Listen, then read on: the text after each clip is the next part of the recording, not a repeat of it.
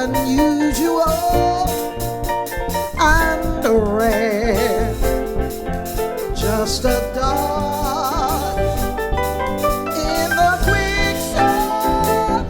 It's an amazing feeling. I've been here before. I was here, I was 5 or 6 years ago, and the atmosphere is still wonderful. It's a perfect venue to have a jazz festival, to have this honor to be the host country. It's that much more wonderful to me.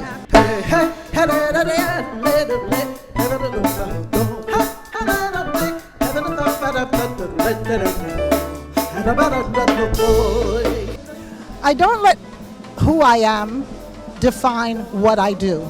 I think I have been given a gift to do the things that I do, basically because I have a passion for it.